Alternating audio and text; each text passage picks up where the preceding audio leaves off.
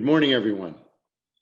We're joined this morning by Paul Elie, a senior fellow at our Berkeley Center for Religion, Peace, and World Affairs. And Paul, thank you for joining us for this conversation and for helping our community to engage important questions about ideas of faith and culture. Your leadership of our Faith and Culture lecture series for more than a decade has truly enriched our campus conversations, and we're so grateful to you. So I wanted to start with the series. Over the years, you've been able to host a number of wonderful conversations with different writers on the universal theme of the series, faith and culture.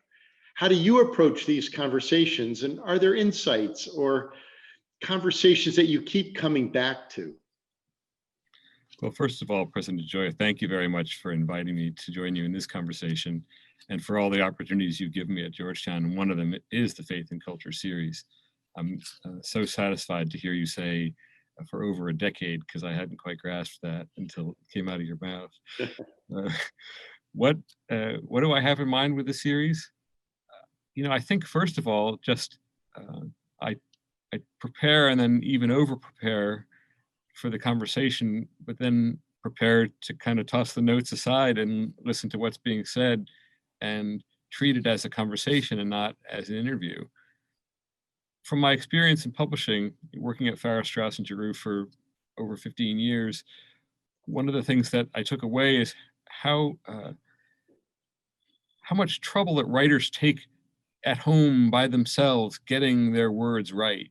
The remark that you're about to elicit from them on stage is something that they've spent hours and days and weeks and years trying to get right on the page. So if you can bring up from the depths a passage that's apposite at the right moment, the writer really responds, and something really special happens when they hear their own work kind of laid out for the audience in a way that they might not have expected. And I've just seen that happen over and over again, the mutual surprise when we hear these words coming from a book that suddenly seem to answer a question that's been posed. Yeah. Now, you recently hosted the author Richard Rodriguez for a Faith and Culture conversation. The second time in the series, he was one of the earliest authors that you invited. And you invited the students in your class, the seminar you've been teaching, who've been reading his work. Can you talk about your seminar this semester and the different ideas your students are grappling with, and where Richard fit into the flow of your seminar? So the course is called The Search.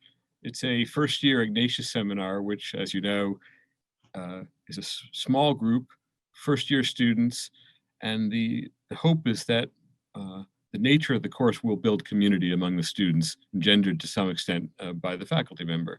So this course involves 10 book-length narratives that have to do with a personal search of some kind. And what we found, and to some extent I figured this out for the first time going through it with the students, is that the books involve a movement back and forth between the person who's searching out in the world and then the person who's describing the search in the book. And some of the books, I'm thinking of, say, Helen Prejean's book, Dead Man Walking, she kind of has her search in the prisons of Louisiana and then enters into the record in an extraordinary book. While others, and here I'm thinking of Richard Rodriguez's first book, the memoir Hunger of Memory, he has experiences out in the world that we kind of watch him on the search, which is undertaken before our eyes on the pages of the book. We can see him kind of clearing a trail and putting things together and figuring things out as a writer. So it's tremendously exciting to explore with students how the self of experience and the self of recollection, let's say, work together, and to try to see how that might have application in their own lives. Wow, well, that's beautiful. It was a terrific conversation between you and Richard, and it brought back memories from his visit here some years back, and it was a really meaningful experience, I think, for all of us who had the opportunity to join you. Thank you. And one of the things that the students said, they're very perceptive. So Rodriguez's book is about how education gave him a public self that he's then carried forward through his life as a writer. He's a public figure, and that he thrives on being that. That's a hard position to be in the pandemic. You're a person who's used to going around and giving public lectures. Suddenly, he's like an amputee in some ways. But we watched him on screen kind of bloom in the course of the hour as he engaged with an audience, which is basically the fundamental act of his adulthood. And the students picked up on that, and it was tremendous. Yeah, no, it was beautiful.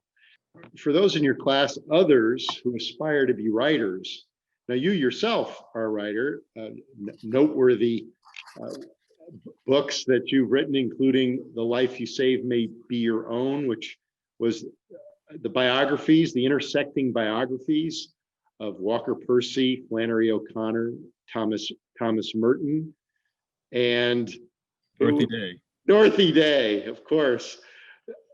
Really, I had read that book before I ever met you, and it's an extraordinary book. Not the only one you've written, but one that I think has such a profound resonance in the lives of those who were touched by the lives of those four writers. What are some of the pieces of advice that you offer to your students and others who aspire to be writers based on your career as an editor, as an author yourself, as someone who has studied the lives and works of so many different writers? Well, thank you for your words about the book, first of all. It's almost 20 years ago that I was writing it, and to know that it's still alive in the minds of people who've read it means a lot to me. I'm really an evangelist for deep, complex nonfiction writing. Of course, I like fiction, but I've written nonfiction books, and one of the things I try to bring out to the students is just the astonishing level of complexity that's available to us in books that are not scholarly books, that are there in the airport, really. I mean, we're reading June Lahiri and Bill McKibben and Sister Helen and Hope Jaron's book Lab Girl and Joan Didion. And in all these books, there's how does the self operate? How does memory operate?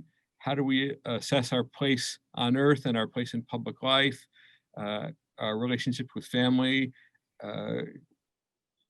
the role of destiny in our lives and choice? You know, this isn't rocket science. This is more complex than rocket science. And it's just sitting right there available to us. We started the book or course with Dreams from My Father by Barack Obama. And I'm reading David Remnick's book on Obama, you know, kind of prepping for the session. And Valerie Jarrett says, well, you know, Obama's got such extraordinary gifts that he's not really happy unless he's really being taxed to the limit. And I think until he was in the White House, the only thing that really taxed him was writing Dreams from My Father. And I mean, I was really thrilled to hear that like, writing a serious nonfiction book is up there with running the country in terms of the challenges that it offers. Yeah, that's what I try to carry over to the students, just sure. my own ardor for this kind of work. Sure. And we have his volume coming out in about a week. His memoir of his time in the White House, the first of two volumes. Now, another public figure, Pope Francis, you have written a number of articles about Pope Francis from his earliest days as Pope, and in recent months, you've shared some reflections about the response of the Holy Father to COVID-19. Can you share with us how you see the leadership of Pope Francis at this moment as we grapple with this global pandemic?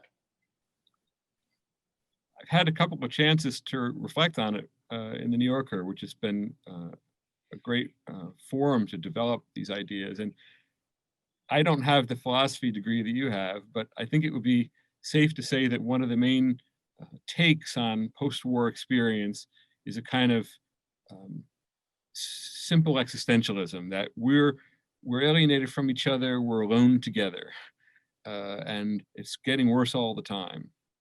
Well, in some respects, the pandemic has upended that.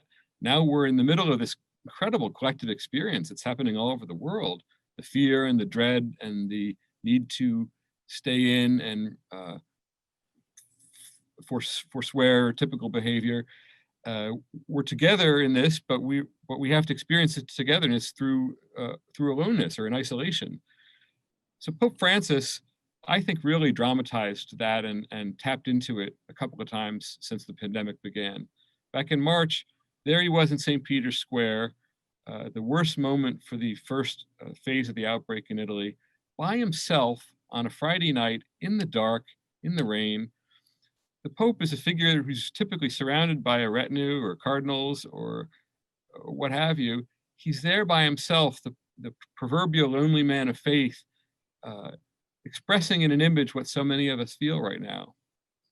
Then some months pass and he comes out with a major statement about our interdependence, our social solidarity, fratelli tutti, as if, lest we forget that we're all bound up together and that there's no way out of this except together. He puts it in writing, the other polarity of this experience. Yeah, no. You mentioned the New Yorker, where you've been doing a good deal of writing. This summer, you had a piece called "The Present Belongs to Crowds," which reflected on the words of novelist Don DeLillo, who wrote nearly 30 years ago that the future belongs to crowds. In this piece, you talked about the protests this summer against racial justice.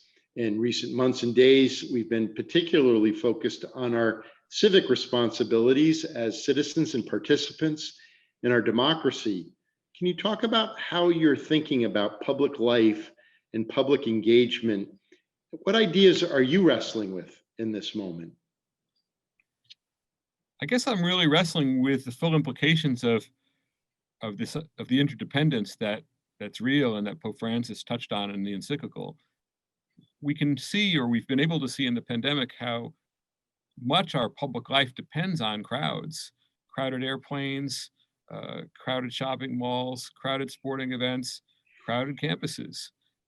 Suddenly, the idea of crowds was so powerful that a whole business model developed around crowds, that the goal was to have your product or your idea be taken up by the crowd and go viral, whereupon you would be called an influencer. The root of influencer being influenza, like an epidemic. So the experience of the pandemic allowed me, at least, to get some distance on that language and to see how pervasive it was. And then, as crowds withdrew from commercial space, let's say, I think crowds moved into that space in a civic way through the Black Lives Matter protests and protests against police brutality, which essentially protesting against policing that had become a form of crowd control. Instead of looking at the individual, you profile the person, that all people in this group are going to behave in a certain way and we're going to act accordingly. So the crowd went out into the street to protest against its characterization as a crowd. So we're most of the way there now. This election has made clear to us just the scale of our democracy. 70 million here, 74 million there. It makes my head hurt, right? How many people are voting, but it's also reminded us of how important our individual choices are, which is really important because on the horizon, and I say on the horizon because it's coming to Virginia right across the river from the hilltop, is the big data, which wants to tell us that our individual choices don't matter, that we all are part of a crowd. And against that, I think we set the humanist tradition that the Jesuit Catholicism draws from: free will, individual responsibility, things are open-ended. And so what I'm thinking about, long answer to a short question, is how do we put those pieces together going forward? Got it. Well, thank you. Thank you. And thank you for all the contributions that you make to our community. It's been a real gift to have the Faith and Culture series over the course of, as I said, more than a decade now. So thank you. And in closing, is there a last message that you'd like to leave with our community today? Yeah, why not? I'm writing a book about the 80s and about popular culture in the 80s. And to do any research in that area is to realize how common it was to deride the 80s as this terrible time. Bad president, bad music, bad haircuts. But meanwhile, back there as a writer and researcher, kind of in awe of some of the stuff that was made in that moment. Some of the strongest U2 records and the Smiths and Wim Wenders' Wings of Desire and The Last Temptation of Christ and Prince and Leonard Cohen's Sacred Songs. It's really knocks me out. It's kind of a reminder that we tend to prize our time as one that is a time of extremes, of the unprecedented, but so did previous times. We were just one calamity after another, and we get caught up in them, but the artists somehow keep it real. And I'm feeling it writing that book about the 1980s in the middle of this moment. Oh, that's great. Well, we look forward to the book. And again, thank you for taking the time for joining us today. And thank you for your insights and for all that you bring to our community. I look forward to being with all of you again soon. Take care of yourselves and take care of everyone around you. For every Hoya, everywhere.